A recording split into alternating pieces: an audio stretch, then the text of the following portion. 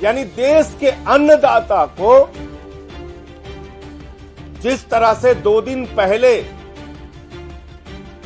दृश्य सामने आया कि खट्टर सरकार उनके ऊपर गोलों की बौछार कर रही है,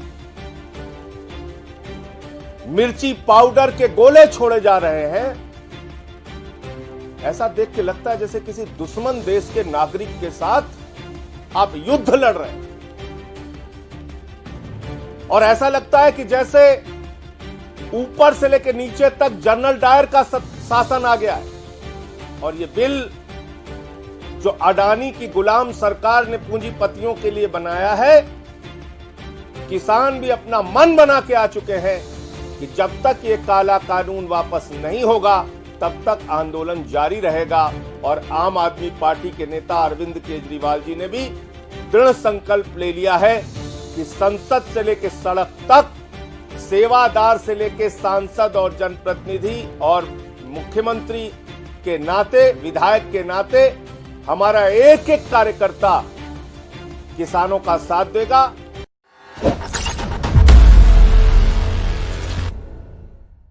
काला कानून जिसके लिए पूरे देश का किसान आंदोलित है, जिसमें 60 किसानों ने अपनी शहादत दी है,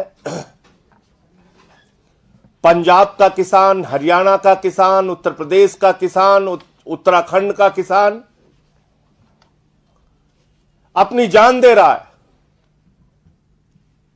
और उसके साथ सरकार दुश्मन देश के नागरिक की तरह व्यवहार कर रही है।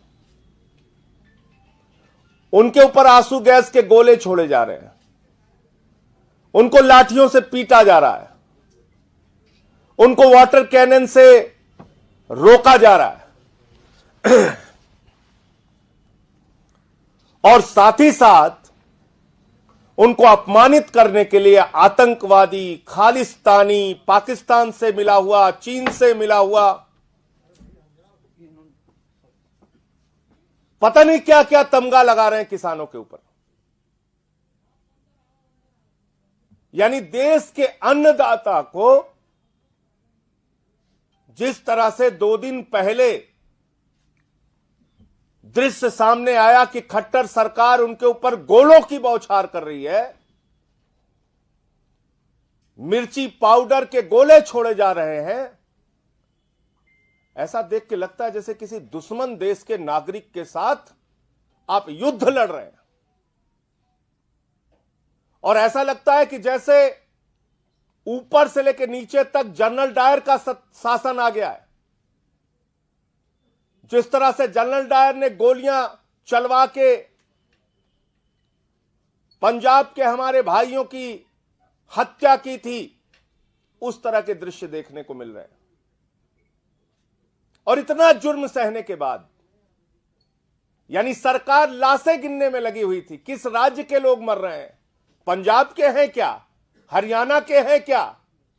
अरे अब तो उत्तर प्रदेश, उत्तराखंड के भी किसान अपनी शहादत दे रहे हैं।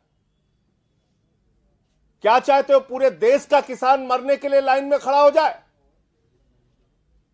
तब तुम्हारी कुंभकर्ण की नींद खुलेगी? क्या आप चाहते हैं? लोकसभा में इस बिल का विरोध हुआ, राज्यसभा में इस बिल का विरोध हुआ, सड़क पर इस बिल का विरोध हो रहा है, ऑर्डिनेंस के जरिए चोरी चुपके पिछले दरवाजे से आपने बिल पास किया, पार्लियामेंट में चर्चा तक नहीं कराई इस पे। और ये बिल जो अडानी की गुलाम सरकार ने पूंजीपतियों के लिए बनाया है, किसान भी अपना मन बना के आ चुके हैं कि जब तक ये काला कानून वापस नहीं होगा तब तक आंदोलन जारी रहेगा। और आम आदमी पार्टी के नेता अरविंद केजरीवाल जी ने भी दृढ़ संकल्प ले लिया है कि संसद से लेकर सड़क तक, सेवादार से लेकर सांसद और जनप्रतिनिधि और मुख्यमंत्री के नाते, विधायक के नाते हमारा एक एक कार्यकर्ता किसानों का साथ देगा और इस बिल का जमकर विरोध करेगा, सड़क पर भी और संसद में भी, विधानसभा में भी। कल बड़ी उम्मीद थी कि शायद ये काला कानून वापस लेने के बारे में कोई फैसला सरकार करे, लेकिन जैसा पहले हुआ कल भी उसी तरीके से उम्मीदों पर पानी फेर दिया सरकार ने। और मैं जो बार बार कहता हूं कि ये कहने के लिए 130 करोड़ लोगों की सरकार है, लेकिन दरअसल ये अडानी की गुलाम सरकार है, पूंजीपतियों की गुलाम सरकार है। और गुलाम सरकार के मालिक जब तक कुछ नहीं करेंगे, वो इन करोड़ों किसानों की मांग सुनने वाले नहीं है।